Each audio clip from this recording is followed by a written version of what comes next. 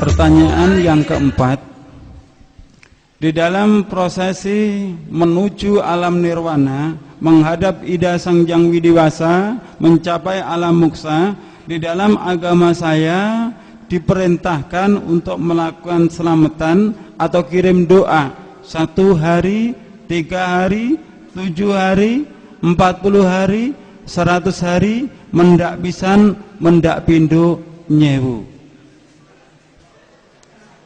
Setelah saya masuk agama Islam, ayah bunda, di kalangan masyarakat Islam juga ada tradisi selamatan atau kirim doa 1 hari sampai 1000 hari. Di Solo apakah juga ada, ayah bunda? Di Solo apakah ada, ayah bunda? Ada.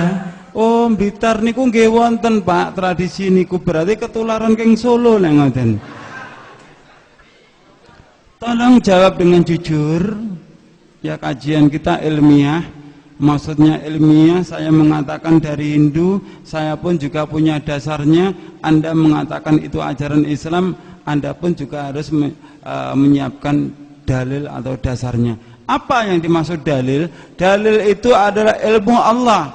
Dalil itu adalah wahyu Allah. Barang siapa yang menolak ilmu dan wahyu Allah, berarti dia telah menolak Al-Quran. Surat Al-Azab, Allah telah berfirman, wa ma kana lil mu'mini wa la mu'minatin idza qadallahu wa rasuluhu amran ayakuna lahumul khiyaratu min amrihim. Dan tidak pantas disebut seorang laki-laki yang beriman, dan tidak pantas disebut wanita yang beriman ketika Allah sudah memutuskan suatu perkara, dia mencari hukum selainnya. Tidak pantas disebut sebagai laki-laki beriman dan wanita yang beriman. Tolong jawab dengan jujur, ayah bunda. Anda sudah pernah menemukan dasarnya, ayah bunda? Anda sudah pernah menemukan dasarnya, ayah bunda? Kalau Anda belum pernah menemukan dasarnya, saya sudah tahu dasarnya. Akan saya beritahu kepada ayah bunda, namun dasarnya saya tidak menemukan di dalam Al-Quran maupun Al-Hadis, saya menemukan di dalam kitab Weda, ayah bunda. Yang pertama di dalam kitab Mahanarayana Upanishad. Ini kitabnya, ayah bunda. Yang pertama. Yang kedua di dalam buku karya Ida Bedanda Adi Suripto. Ini skenannya, ini buku aslinya. Ya, jadi kalau Anda nanti tidak terima dengan apa yang saya sampaikan, Anda jangan menggugat saya, gugatlah Profesor Dr. Adi Suripto.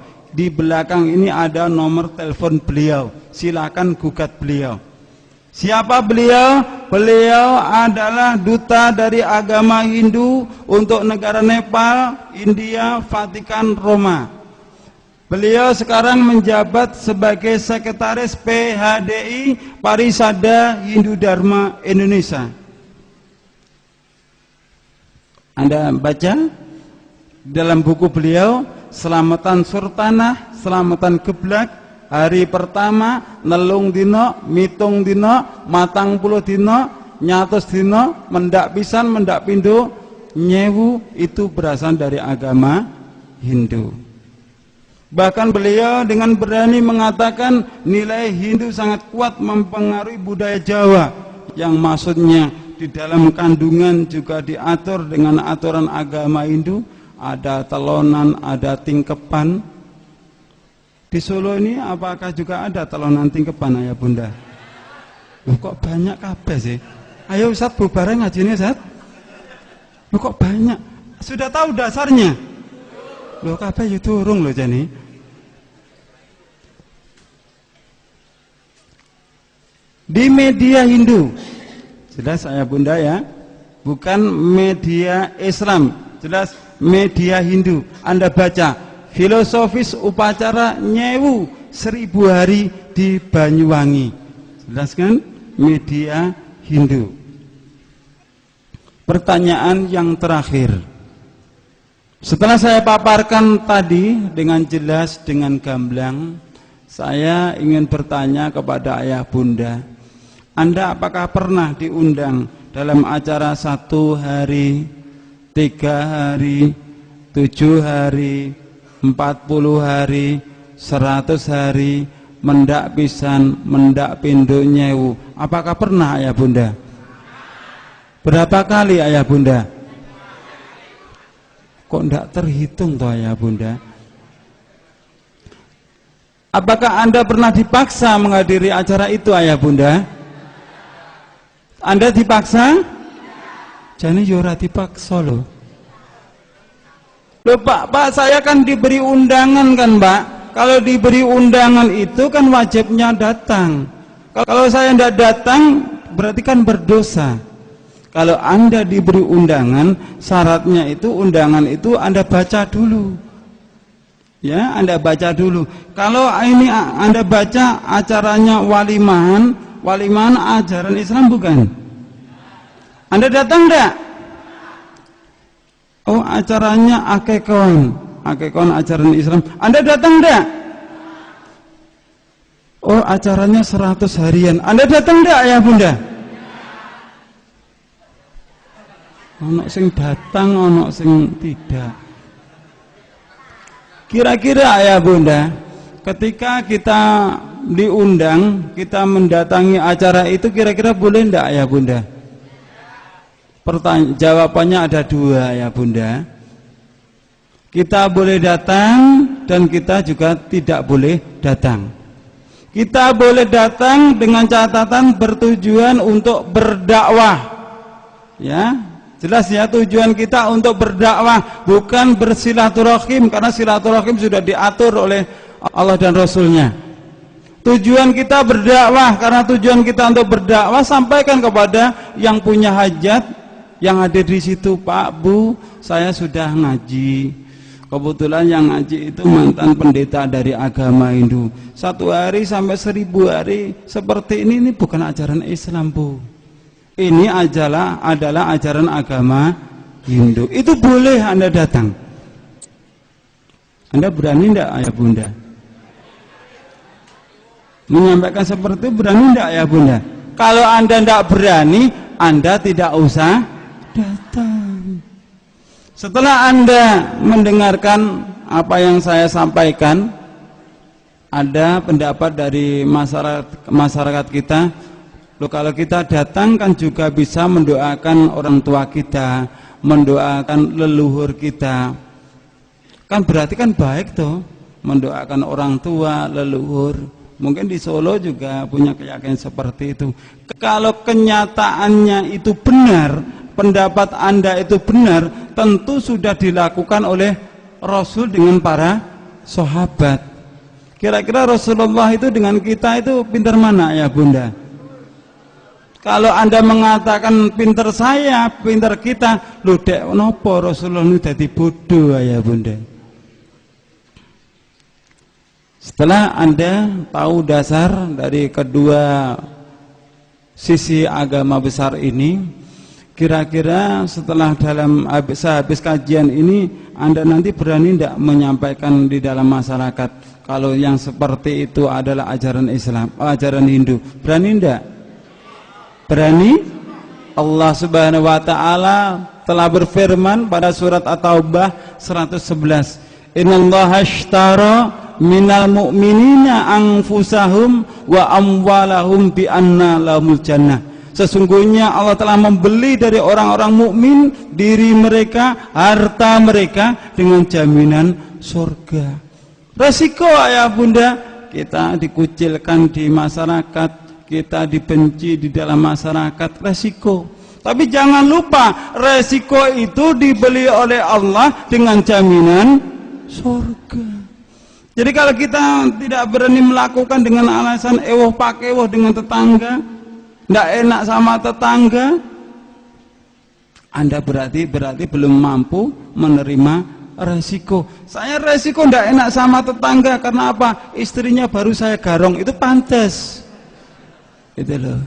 Tapi kalau tidak enak gara-gara kita menegakkan Al-Quran dan As-Sunnah, jangan lupa ya bunda, Al-Quran dan As-Sunnah itulah petunjuk bagi kita kalau kita kepingin selamat di dunia sampai di akhirat nanti. Nama saya Ibu Mariatun dari Sawit Boyolali. Di masyarakat saya kebiasaan mengadakan pengajian atau yasinan yang dimulai dengan mengadakan ngirim kepada orang tua atau sanak saudara yang dikhususkan ila hadratin Nabil Mustafa atau khususon ila Abdul Qadir Jailani. Bagaimana menurut Bapak kalau memang ini boleh atau tidak? Alhamdulillah. Sekian, terima kasih. Assalamualaikum warahmatullahi wabarakatuh. Kayaknya lebih fasih saya.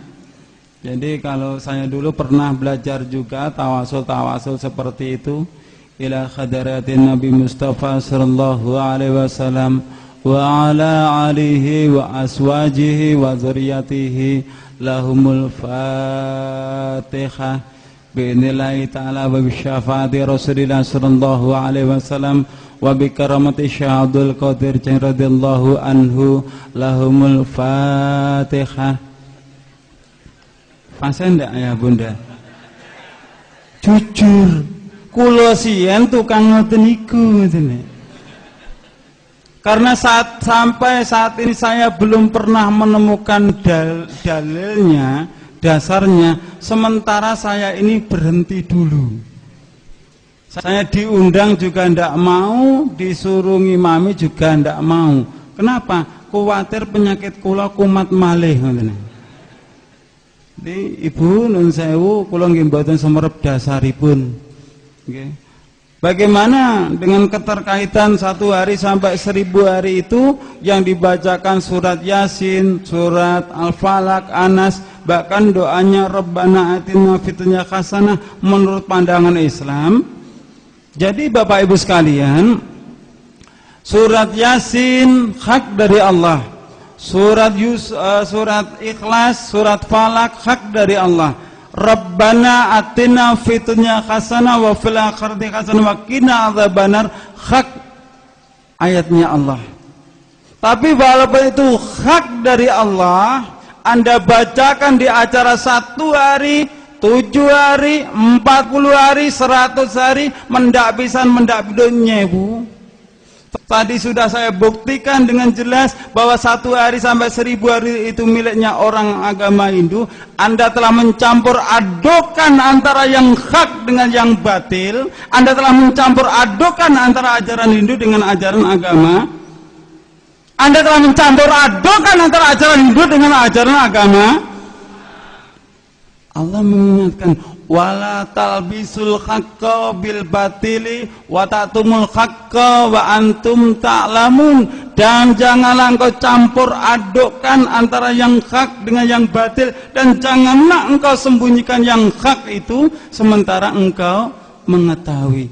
Umat Islam semuanya sadar, oh ini tidak ada dasarnya. Iya, tidak ada dasarnya, tapi ada keperluan lain. Mohon maaf, kalau di zaman para sahabat, Amr bin Yasir itu demi membela kalimat la ilaha illallah, keluarganya sampai dibunuh, keluarganya disiksa. Itu demi mempertahankan kalimat la ilaha illallah. Tapi zaman sekarang sudah berbeda ya bunda. Baca la ilaha illallah, pulang dikasih berkat, pulang dikasih sanggup. Betul enggak? Oh, sampean tukang ngono. Coba kita buka surat Al-Maidah ayat yang ketiga. Al-yauma a'maltu lakum dinakum wa atmamtu alaikum nikmati wa raditu lakumul Islam madina. Hari ini telah kusempurnakan agamamu. Tidak ada cacat di dalam agama Islam itu. Sempurna. Dan kuridhoi Islam itu sebagai agamamu. Jadi bagi Anda beragama Kristen, Hindu, Buddha, kalau Anda ingin mendapatkan ridhonya Allah, harus masuk agama Islam. Dan kalau sudah beragama Islam, Anda akan mendapat ridhonya kalau Anda benar-benar tunduk kepada Al-Quran dan sabda Rasulullah Sallallahu Alaihi Wasallam. Apa tujuan Anda hidup di dalam dunia? Halo? Halo. Apa tujuan Bapak Ibu hidup dalam dunia? Fadlam minallah wa ridwana, mencari karunia dan ridha Allah Subhanahu wa ta'ala. Bagaimana kita akan mendapatkan ridhonya Allah kalau hidup kita tidak menurut aturan-aturan dari Allah Subhanahu wa ta'ala? Sak gelem dhewe tidak bisa ya Bunda. Sedikit saya jelaskan kepada Bapak Ibu sekalian beberapa pertanyaan yang sudah saya jawab.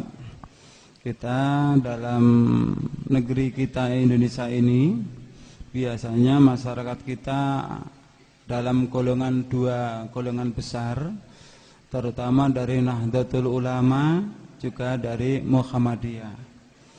Kalau kita kembalikan pada sejarah, sebenarnya Nahdlatul Ulama maupun Muhammadiyah itu pedomannya sama.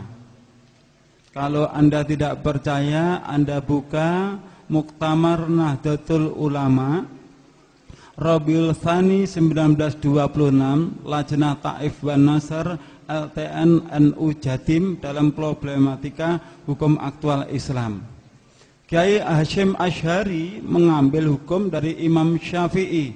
Na'am ma yaf'aluhun nasu minal ijtima' indal ahli mayit wa sun'it ta'ami minal bid'il munkarat allati yuthabu ala mang'iha. Tidak usah diterjemahkan Bapak Ibu ya.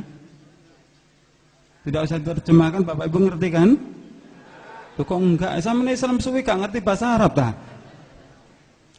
Iya, berkumpul di dalam keluarga mayit mulai 1 hari, 7 hari sampai 1000 hari itu adalah bid'ah mungkarat, bid'ah yang diingkari agama, haram. Jelas itu. Anda buka kitab Al-Um dalam syarah I'anatut Talibin. Ya, Anda buka. Jelas itu. Nah, di situ tidak tertulis bid'ah hasanah ya Bunda. Namun di dalam masalah kita, tidak semua bid'ah itu dolalah. Bid'ah itu ada yang hasanah. Padahal jelas itu adalah bid'ah dolalah. Masalah kita kebanyakan mengaku pengikutnya Imam Syafi'i, tapi tidak pernah mengerti apa yang dibawa, misi yang dibawa oleh Imam Syafi'i. Bahkan kitab Al-Um sampai detik ini loh belum tahu itu.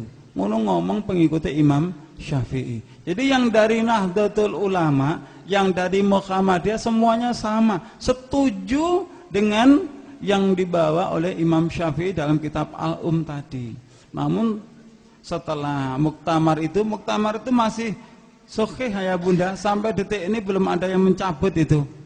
Sampai di Surabaya itu pedomannya dari Imam Syafi'i, tapi setelah sampai di Solo kok berubah ya Bunda, kok berubah itu. Baik, tahlilan sering jadi masalah. Kamu itu sepertinya kok sudah over pahala, turah-turah, lebih-lebih pahala, sampai-sampai pahala kamu kirim-kirimkan sama orang lain. Kamu aja masih butuh pahala kok. Kamu masih butuh pahala. Ngapain kamu kirim-kirimkan sama orang lain? Ini kalimat berlandaskan ilmu atau kalimat berlandaskan retorika bahasa? Retorika bahasa. Berarti ini kan mau pinter-pinteran ngomong ya. Alhamdulillah saya jago ngomong. Alhamdulillah saya syukuri dikasih Allah keahlian bicara. Dah, sekarang saya mau nanya, siapa di sini yang nggak punya dosa angkat tangan? Tolong, yang nggak punya dosa angkat tangan. Nah, yang dosanya banyak angkat tangan. Nah, orang yang ngaku ngangkat tangan aja nggak mau gitu ya. Dosanya banyak gitu kan?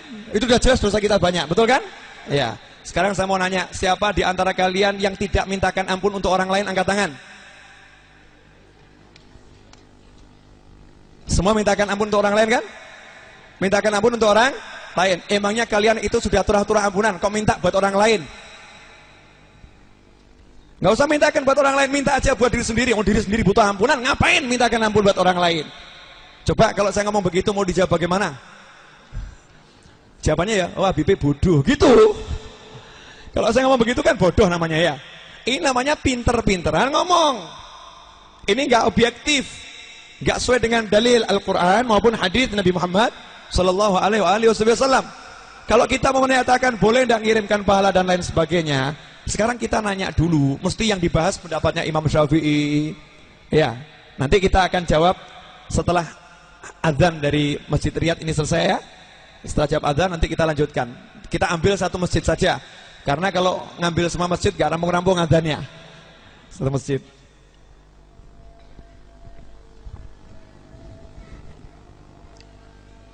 La haula wala quwata illa billah.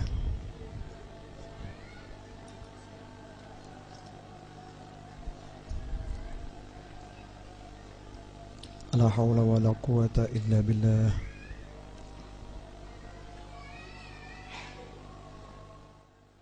Allahu akbar, Allahu akbar.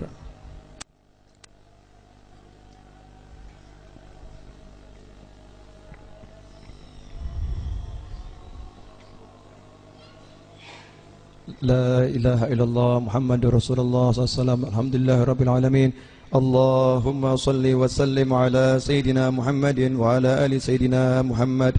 Allahumma rabb hadhihi da'wati tammah was salatil qa'imah آتي سيدنا محمد الوسيلة والفضيلة والشرف والدرجة العالية الرفيعة وابعثه المقام الذي وعدته يا أرحم الراحمين.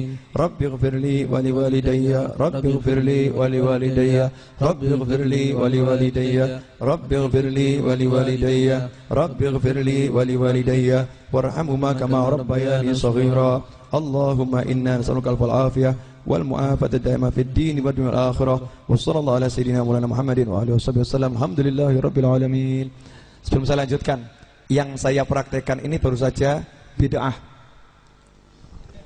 Ya, yang ada itu doa setelah azan enggak pakai rabbighfirli wali walidayya. Betul kan?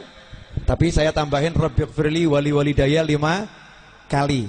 Nabi enggak pernah ngajarkan, Rasul enggak pernah ngajarkan. Begitu kata orang ya. Berarti ini bid'ah. Nah, ini cara berpikir yang jumud, kaku. Cara berpikir yang kaku. Kalau memang doanya habis azan cuman mau sampai di situ yang menurut diriwayatkan Rasul boleh. Tapi jangan lupa Rasul mengajarkan doa di antara azan dan iqamah itu tidak ditolak oleh Allah Subhanahu wa taala. Kita dianjurkan untuk manfaatkan waktu antara azan dan iqamah untuk berdoa. Lah ulama ngajarkan doa yang terbaik itu yang bisa datang ridho Allah, kamu doakan orang tuamu. Maka manfaatkan waktu azan dan iqamah untuk mendoakan orang tuamu. Allah ridho sama kamu. Bagus atau enggak bagus? Sesuai sunnah atau enggak sesuai sunnah? Sesuai sunnah. Menghidupkan sunnah atau bid'ah? Menghidupkan sunnah. Yang enggak ngerti bilangnya apa? Makanya ngerti yo. Jadi biar enggak asal ngomong, belajar. Nanti kalau nggak sepakat nggak apa-apa, udahlah saya mau yang asli saja. Kalau yang tadi kan palsu, yang bilang palsu siapa? Ini kurang ajar juga nih. Oh ini jelas asli, Nabi yang ngajarin. Habis azan sebelum qomat baca doa kabul, silahkan doa apapun. Ya. Sekarang kita bahas bab tahlil. Bab tahlil. Ini penting sekali karena yang nggak enak dibawa isu begini, tahlilan ajaran Hindu. Betul. Jadi orang Jawa ini dulu Hindu semua. Orang Jawa Hindu semua. Tersisa adat Hindu diambil Wali Songo, kemudian dijadikan tahlilan. Ini informasi yang menyesatkan. Informasi yang menyesatkan. Siapa bilang orang Jawa dulu Hindu semua? Satu itu. Ya kan, kita harus belajar sejarah dulu kan, berarti kan ya? Harus belajar sejarah. Apakah betul di Jawa ini dulu ada adat tahlilan seperti di Bali? Orang Hindu punya acara 40 hari, 100 hari, 1000 hari, seperti itu. Apakah di Jawa dulu ada? Nah, kenyataannya di Pulau Jawa itu ya sirna atau? Sirna kan? Kalau memang itu adat yang meresap karena sebuah ajaran agama, maka tidak akan mengakar kuat dengan adanya agama baru yang benar, yang udah mengambil alih adat tersebut. Ternyata tahlilan itu bukan ajaran Hindu. Itu yang harus kita yakini dulu. Bukan ajaran Hindu. Judulnya aja nggak ada orang Hindu tahlilan. Garis bawahi dulu, orang Hindu tahlilan nggak ada. Jadi kalau ada orang mengatakan tahlilan ajaran orang Hindu, itu orangnya bodoh sekali. Ya, bodoh sekali. Nggak ada orang Hindu tahlilan sampai hari ini saya belum ketemu. Kecuali kalau orang Hindu masuk Islam kemudian ikut tahlilan. Nah itu lain masalah. Jadi judulnya kita bereskan dulu. Tahlilan ini, T tadi tahlilan itu bukan ajaran Hindu. Ya, cari di kitab-kitab Hindu, ada enggak? 40 hari kumpul baca la ilaha illallah, hatamkan Al-Quran, baca surat Yasin, ada? Enggak ada. Jelas tidak? Tidak ada. Terus mesti ngomong gini, ya memang enggak ada, tapi mirip. Ini. Mirip. Itu mirip ada 3 hari, 7 hari, 40 hari, mirip. Oh, jadi berdasarkan kemiripan Anda kemudian memberikan label. Nanti ya, kalau ada saya itu mirip orang Cina, nanti dibilang Habib Novel. Nanti saya mirip orang Belanda, dibilang Habib Novel. Saya mirip orang Jepang, dibilang Habib Novel. Repot atau enggak repot ini? Repot. Nanti begitu ada ajaran Islam yang mirip dengan ajaran agama lain, nanti dibilang Islam itu mirip. Nah, contoh, nyantai aja. Contoh, misalnya puasa Asyura, tanggal 10 Asyura, betul? Puasa tanggal 10 Asyura, mirip dengan ajaran apa ini? Ajaran ya Yahudi. Apakah kemudian kita bisa mengatakan, oh Nabi itu ikut-ikut Yahudi, tinggalkan puasa Asyura? Apakah seperti itu? Tidak kan? Sangat berbeda antara puasa Asyuranya versi Muslim dengan puasa Asyura versi Yahudi. Berbeda. Syariat puasanya juga berbeda. Adanya kesamaan waktu, bahkan kesamaan niat. Rasulullah itu niatnya puasa Asyura adalah untuk mensyukuri selamatnya Nabi Musa dari kejaran Fir'aun. Sama dengan niatnya orang-orang Yahudi. Begitu yang disampaikan dalam hadis. Ya kan? Kenapa kalian puasa? Hari ini hari diselamatkannya Musa dari kejaran Fir'aun, kata orang-orang Yahudi. Maka Rasul mengatakan, kalau bil makna aku hidup sampai tahun depan, aku akan puasa. Karena senang ini, bagus nih. Nabi Musa, nahnu ahak, kita lebih berhak untuk mensyukuri Nabi Musa. Justru tersemangati, kita lebih berhak syukuri Nabi Musa. Di sini jadi dalil. Ya jadi dalil. Adanya kesamaan bukan berarti kemudian tidak boleh. Tapi bukan berarti kalau nyamain baik. Kita ini di tengah-tengah. Menyerupakan diri dengan kebatilan nggak boleh. Ya, dengan kebatilan nggak boleh. Tapi kalau ada yang baik, kita serupa boleh. Puasa baik atau nggak baik? Islam kalau lihat orang puasa, agamanya apapun mengatakan puasa itu baik. Sedekah baik enggak? Baik. Agama apapun sedekah, Islam mengatakan sedekah itu baik. Jadi kalau ada sebuah kegiatan yang baik, kemudian kita serupa dengan kegiatan itu, Islam is oke saja. Yang nggak boleh menyerupai keburukan dari siapapun, tersebut menyerupakan diri dengan keburukan. Kok ada orang yang zina, ya kemudian kita menyerupakan diri, kita kawin kontrak, lah nggak boleh. Ya gitu nggak boleh. Ini tersebut ada penyerupaan dengan zina seperti itu. Nah kalau serupa tapi tak sama-sama puasa, tanggalnya sama, bahkan ada hakikat yang niat sama mensyukuri Nabi Musa, tapi puasanya itu tidak sama syariatnya, jamnya, waktunya, aturannya, maka bisa dikatakan Yahudi puasa, Muslim juga puasa. Paham ya? Maka jangan tertipu dengan orang yang mengatakan orang Hindu juga ada 3 hari, ada 7 hari, ada 40 hari dan seterusnya. Kita jawab, Muslim juga ada 3 hari, 7 hari dan 40 hari. Di Islam juga ada. Nah kalau saya bilang di Islam juga ada, maka saya harus kemukakan dalil. Ojo asmuni. Jangan asalmu muni. Kalau orang tadi mengatakan itu tahlilan dari Hindu, namanya asalmu muni. Kalau saya katakan ini dari Islam, bukan asal bunyi. Imam Suyuti udah menjelaskan panjang lebar di buku itu, silakan Anda baca. Bahwasanya dulu itu biasa sahabat kalau ada yang meninggal dunia minta 40 hari ditemani di makamnya. Ditemani dalam arti apa? Didatangi, dibacakan Al-Quran dan lain sebagainya. Bahkan dibuatkan makan selama 7 hari berturut-turut. Nah kemudian ada orang mengatakan, nah ini sekarang kalau ada orang meninggal dunia itu pakai ngasih berkat-berkat itu. Kan Rasul melarang ada nyala api di rumah orang yang meninggal dunia, betul? Ada riwayat begitu ya? Maksudnya apa? Rasul tidak mau umat Islam tidak punya toleransi teposliro dan tenggang rasa kepada orang-orang yang sedang kesusahan. Jangan sampai orang yang sedang kesusahan dalam keadaan duka kemudian kok dipaksa suruh melayani tamu, dipaksa suruh melayani tamu. Jadi kalau ada orang meninggal dunia kita ke sana mertamu takziah nggak disuguhi, itu wajar-wajar saja. Nah yang lagi berduka nggak usah mikir-mikir ora penak aku ora nyuguhi, nggak usah. Kamu lagi berduka mikir saja yang meninggal dunia. Donga no, dan alhamdulillah sampai hari ini yang meninggal dunia itu yang berduka tidak pernah masakkan untuk tamu-tamunya. Yang masakkan kalau nggak tonggonya, ponaannya, pak leknya, pak d-nya, mbok d-nya, buleknya, pamannya, bibinya, sepupunya, tetangganya dan lain sebagainya. Nggak mungkin seorang suami istri yang meninggal dunia suaminya ke dapur masak, nggak mungkin. Itu gilanya luar biasa. Gak mungkin ada seorang istri suaminya meninggal dunia, istri itu ke dapur masak, dia tidak ngurusin jenazah, justru masak. Ini yang tidak dianjurkan oleh Islam. Tapi i'malu isna'u, Rasul perintahkan pada sahabat, masakkan itu keluarga Ja'far. Ketika Sayyidina Ja'far At-Thayyar meninggal dunia, Rasul perintahkan isna'u, buatkan makanan untuk keluarga Ja'far. Bahkan diperintahkan oleh Nabi Muhammad SAW. Lantas bagaimana orang menghukumi dengan prasangka? Itu kalau tahlilan, itu yang punya rumah, itu yang lagi berduka repot. Saya ngomong sopo. Ini namanya menghukumi dengan prasangka, bukan dengan dalil. Justru kita mengamalkan hadis Rasul.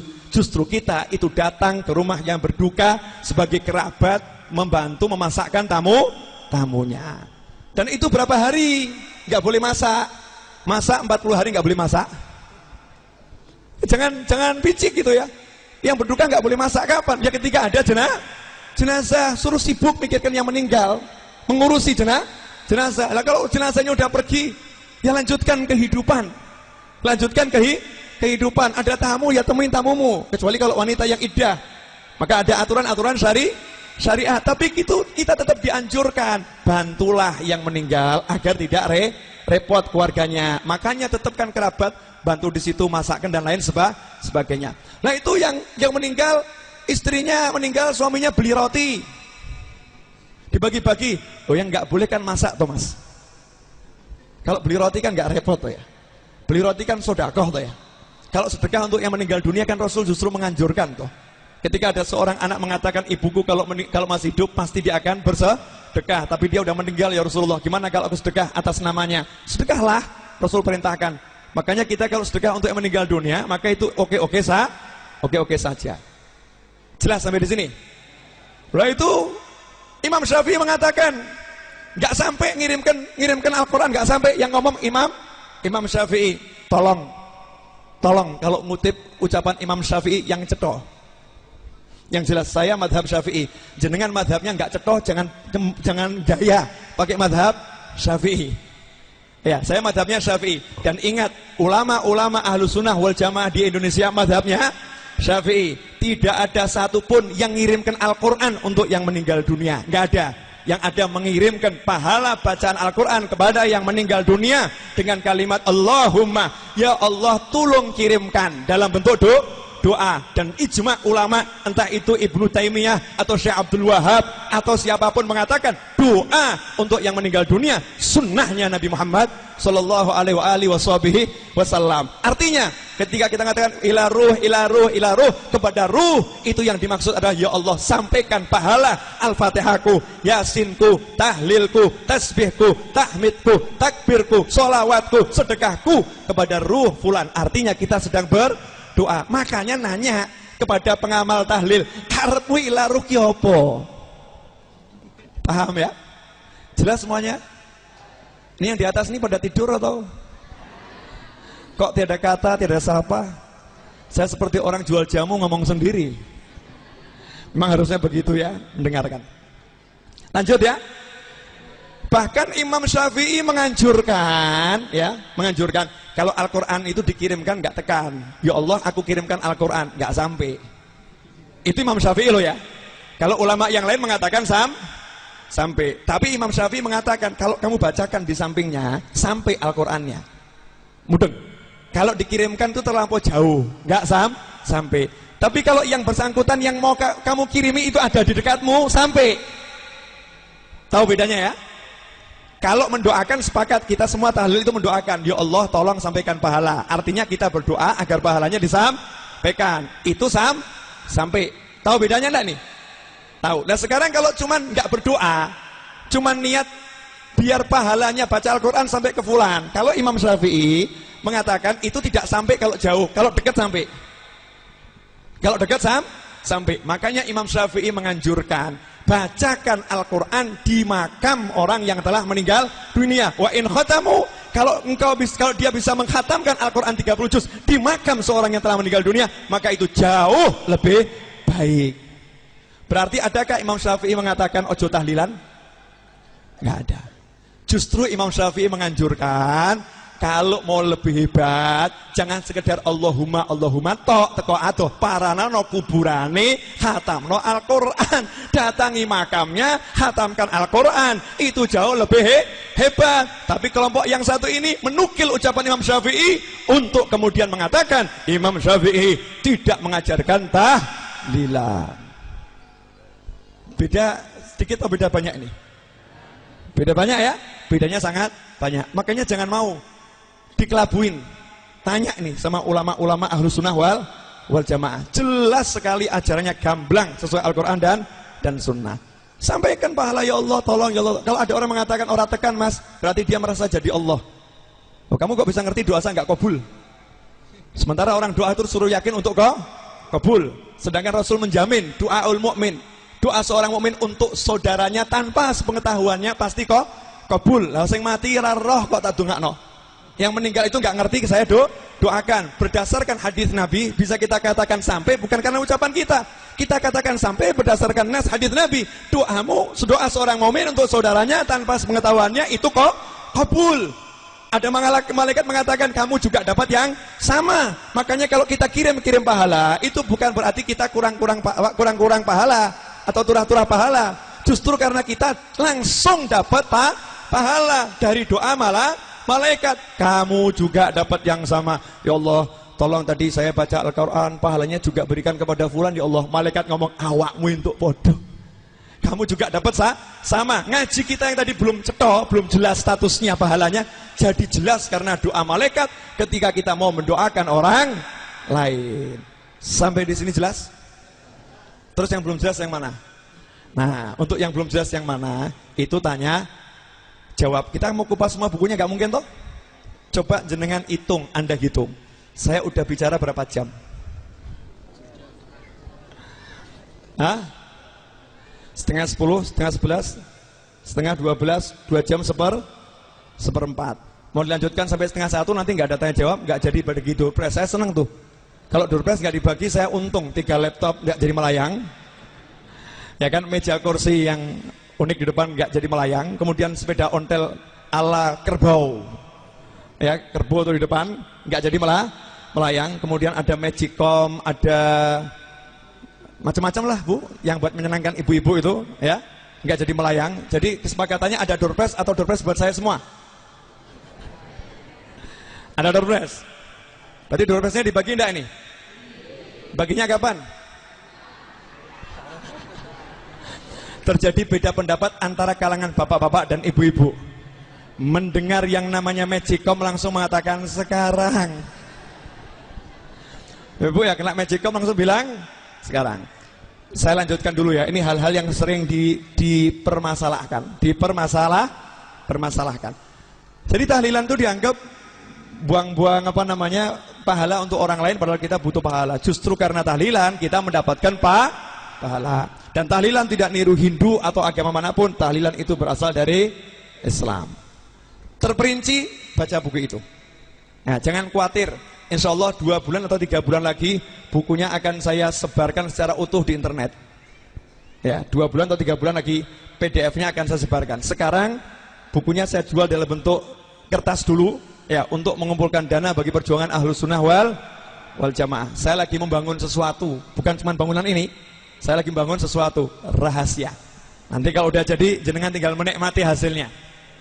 Saya lagi bangun sesuatu yang menyenangkan. Pokoknya nantilah kalau udah jadi baru diomongkan. Setuju? Insya Allah nggak sampai 2 minggu lagi jenengan bisa merasakan hasilnya. Punya handphone semua? Yang belum punya beli. Ya, nanti lewat handphonenya bisa merasakan sesuatu yang indah dari hasil kerja teman-teman saya. Hasil kerja teman-teman saya. Tapi jer basuki mawa beo. Nah, ini hasilnya itu digunakan untuk perjuangan bersama. Boleh dilanjut? Sampai di mana tadi? Magicom ya. Tahlilan bukan ajaran Hindu ya. Hindu punya ajaran sendiri. Orang Hindu juga marah loh kalau dibilang 7 hari itu tahlilan, ngawur ya. Sejak kapan kami mengucapkan 2 kalimat syahadat, kan begitu. Nah, selanjutnya ini sering dipermasalahkan. Memang ini saya juga sama. Tahlilan sampai utang sana utang sini. Nah, ini salah. Jangan karena oknum utang sana utang sini kemudian tahlilannya disalahkan. Paham ya? Nanti kalau ada orang umroh utang sana utang sini, akhirnya umroh, akhirnya dikatakan umroh itu ngawur buat orang utang sana utang sini. Betul? Kan tidak bisa. Yang salah bukan umrohnya tapi orangnya. Tahlilannya benar. Kalau ada orang salah wajar. Sholat aja bisa jadi salah gara-gara orangnya kok. Ya, pengen gitu ya, ngelamar anaknya Pak Yai. Sholat sop pertama belakang Yai. Allahu Akbar. Diusul-usulkan, ini sholatnya jadi salah ini. Sholatnya benar tapi jadi salah gara-gara niat orang yang mengamalkan niat tahlilan. Itu tetap ada satu kaidah, tidak boleh memaksakan diri, nggak boleh. Jangan sampai gara-gara pengen menjamu. Tahlilan kan nggak butuh modal apa-apa kan? Oh, namanya aja juga mendoakan. Doa itu kan modalnya lisan dan hati, betul? Minimal kalau muslim ketemu sunnah Nabi ngasih minum air putih minimal, ya kan? Kalau nggak ada air putih, masa buat 5 orang nggak ada air putih? Tahlilan kan nggak harus ribuan orang, kan begitu ya? 1 orang bisa tahlilan, 2 orang bisa tahlilan, 3 orang bisa tahlilan. Intinya doakan. Bisa jadi orang 1000 itu doanya kalah sama doanya 1 orang, ya kan? Bisa jadi 1 orang itu doanya luar biasa. Tapi memang kalau banyak orang kumpul di situ rahmat Allah banyak yang turun dan banyak barokah. Tapi ingat, jangan pernah memaksakan diri. Jadi kalau ada orang mau tahlilan sampai jual sawah, nah itu salah. Selesai tahlilan akhirnya jatuh, mumet, akhirnya nggak sholat. Naudzubillah min dzalik. Jadi jangan disamakan antara oknum yang salah dengan amalan itu sendiri. Amalannya benar. Tapi kalau ada orang yang salah, jangan salahkan amalannya. Termasuk zikir. Ini sering dipertanyakan ya, zikir. Sering tuh orang NU kalau zikir seperti pasukan gedek. La ilallah. Ada yang la ilallah. Ada la ilallah. Macam-macam. Ada lagi yang muter. Allah. Ada yang muter kan? Ada yang lagi loncat-loncat. Hai.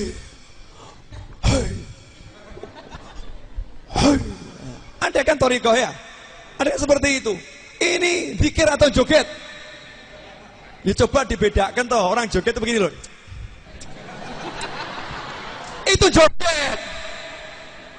Gak ada orang dangdut begini. Gak ada. Atau orang dangdut gini. Allah. Bahkan ada yang mengatakan itu stripping. Sopo stripping kayak ngono ki? Saya tuh ya kumpul sama orang macam-macam, tapi nggak ada orang yang kemudian joget begini. Nggak ada. Ada begitu? Nggak ada. Dan jangan dikira orang yang tahlilan kayak gitu. Orang tahlilan kok begitu? Itu mungkin kamu begitu, suka begitu. Makanya ngomong tahlilan, stripping. Itu kamu suka begitu, makanya kamu jadi begitu. Paham? Yang merasa begitu dengarkan ucapan saya. Iya, dengan bangganya nyebarin di mana-mana stripping. Ish hada. Takallam bil ilm. Bicara pakai ilmu. Bicara pakai ilmu. Jangan bicara pakai nafsu. Jangan bodohin orang banyak. Jangan bodohin orang banyak. Dengan kemampuanmu berbicara, ingat Allah akan nanya. Ingat Allah akan nanya, mas'ul. Allah akan nanya kamu. Ketika kamu berdua dengan Allah di kubur, kamu akan ditanya, kenapa kamu halangin orang mengesahkan aku? Kenapa kamu halangin orang mengucapkan la ilaha illallah? Kenapa engkau sesat-sesatkan mereka yang mengesahkan aku? Dan engkau biarkan mereka yang mabuk-mabukan. Engkau biarkan mereka yang durhaka pada orang tua. Engkau biarkan mereka yang memutuskan tali silaturahim. Bahkan engkau katakan, singkirkan orang tuamu kalau dia tahlilan. Masya Allah. Hati-hati. Tanggung jawabnya lidah. Tanggung jawabnya lidah. Nah gampang. Sahabatnya Rasulullah SAW tanya itu kepada Khalifah Ali bin Abi Thalib karramallahu wajhah. Nanya pada ulama. Nanya kepada ana Madinatul Ilm wa Ali babuha. Aku adalah kotanya ilmu, Ali pintunya. Tanya kepada Sayyidina Ali, bagaimana zikirnya para sahabat? Apakah sahabat kalau zikir diam saja? Sayyidina Ali mengatakan, kalau pagi aku melihat sahabatnya Rasulullah SAW berzikir dan tubuh mereka bergoyang seperti pohon yang diterpa angin di saat kencang. Pohon kelapa diterpa angin kencang gimana? Berarti sahabat stripping ya? Awas kamu. Ini orang. Kali-kali kita tuntut aja nih ucapan begitu-begitu tuh. Ya, sahabat stripping. Ada orang yang yaduk, orang yang punya hati, orang yang punya rasa, orang yang punya rasa. Ya jibalu awibi, gunung saja disuruh bergoyang oleh Allah Taala. Bersama Nabi Dawud berzikir, gerak kamu gunung, nggak boleh diam. Sahabatnya Rasul ya gerak.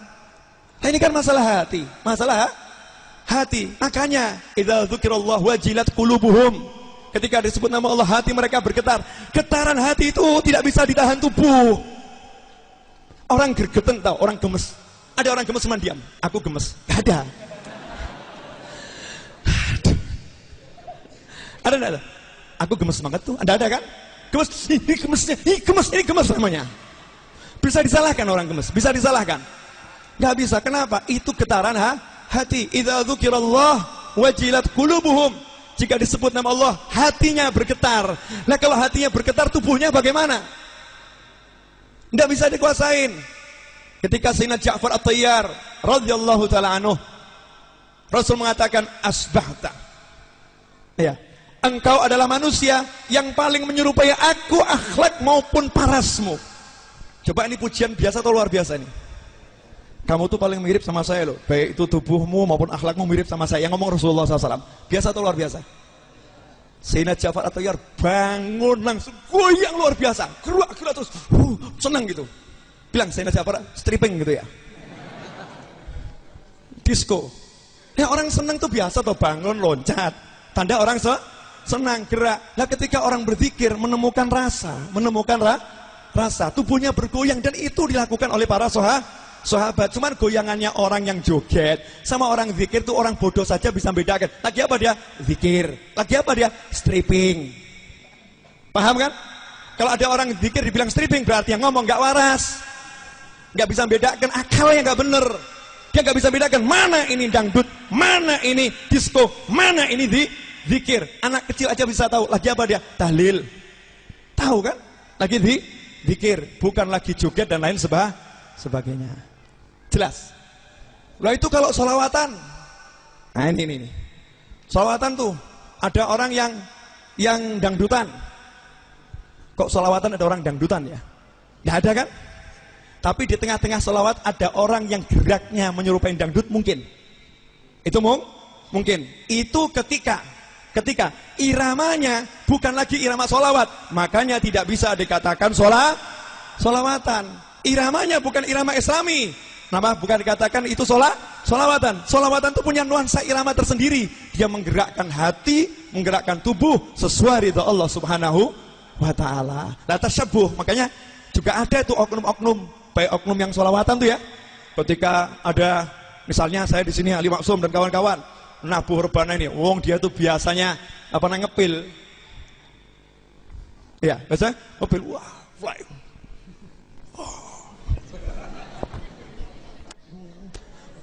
Nah ini orangnya nggak beres.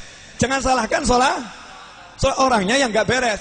Tapi biarin dulu proses itu proses dia untuk berubah. Alhamdulillah dia bergerak ini masih di tempat yang halal, di samping kaum pria, tidak kepada wanitanya, sesama wanita, nggak bersama pria. Gerakannya begitu, biarin dulu.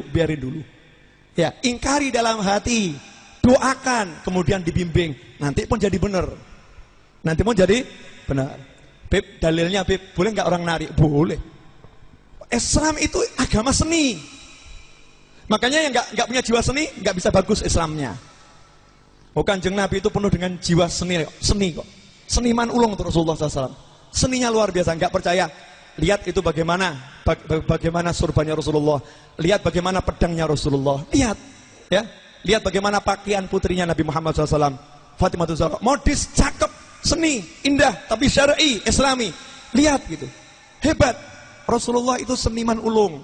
Gak mungkin Rasulullah gak seniman. Kenapa? Karena alam diciptakan dengan keindahan, dan keindahan Allah ada dalam diri Nabi Muhammad SAW. Makanya Rasul itu penuh indah dirinya. Innallaha jamil yuhibbul jamal. Allah maha indah dan mencintai keindahan. Contoh tarian dalam Islam. Ini yang sering nih teman-teman saya yang ikut thariqah itu dihina sama orang-orang yang begitu-begitu tuh. Ini apa nih? Ini pengajian apa jogetan? Loh, aswaja itu enak, ngajinya ada jogetnya ada ngajinya. Tapi jogetnya itu bagian dari Islam, karena Islam nggak ada jogetan. Islam itu juga mengenal jogetan, tarian. Rasulullah SAW ada sahabat datang dari Habasyah, ya, dari Ethiopia, tamu mau datang dari Ethiopia. Rasul nanya sama sahabat-sahabat yang asalnya Ethiopia, di tempat kalian itu kalau ada tamu, cara nyambutnya bagaimana? Coba bayangkan nih, betapa Rasul menghargai adat. Gimana cara nyambutnya? Rasul nanya gitu, sahabat jawab, ada Rasulullah, dengan tarian perang. Praktekkan di masjid. Gladi resik dulu. Kalau sekarang gladi bersih. Ayo gladi bersih dulu di masjid ya nanti. Biar seluruh sahabat ini Madinah nonton orang Ethiopia kalau nari perang seperti apa, pakai senjata. Maka saat itu sahabat kumpul di masjid semua. Ini dari Ethiopia bawa tombaknya tuh ya. Saya nggak tahu tariannya model bagaimana karena saya bukan orang Ethiopia. Jadi saya nggak bisa praktekkan itu kan. Itu dikatakan dengan loncat di dalam masjid, loncat dilihat oleh Nabi Muhammad SAW. Bahkan istri Nabi saking pengen lihatnya, ya Rasulullah pengen lihat. Maka Rasulullah mengatakan, nih naik ke punggungku, digendong biar bisa lihat jelas, dan tidak dihentikan sampai Aisyah radhiyallahu anha, Sayyidah Aisyah yang minta turun. Artinya Rasul ridho dengan tarian tersebut, istri Rasul ridho, dan jadi hiburan untuk keluarga Nabi Muhammad sallallahu alaihi wasallam. Islam itu ada saat menari, ada saat menangis, ada saat makan, ada saat minum, ada saat dia naik kuda, ada saat dia berenang. Islam itu komplit. Islam itu bukan melulu zikir. Karena zikirnya itu bentuknya macam-macam. Jangan paham enggak nih? Kok jadi diam semua kenapa? Takut sama saya ya? Saya lagi bersemangat ngusir setan ngantuk kok maksudnya.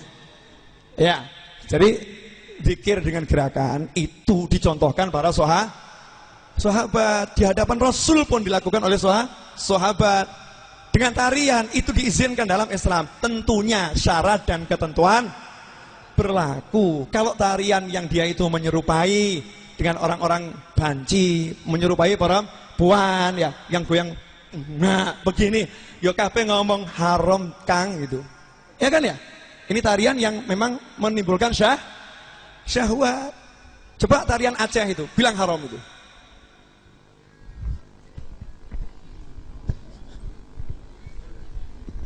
Tarian Aceh itu, ya kan? Itu kan tarian zikir, gak jadi masalah. Orang bisa membedakan, oh ini zikir, ini zikir. Setiap kaum itu punya adat tersendiri. Jelas semuanya?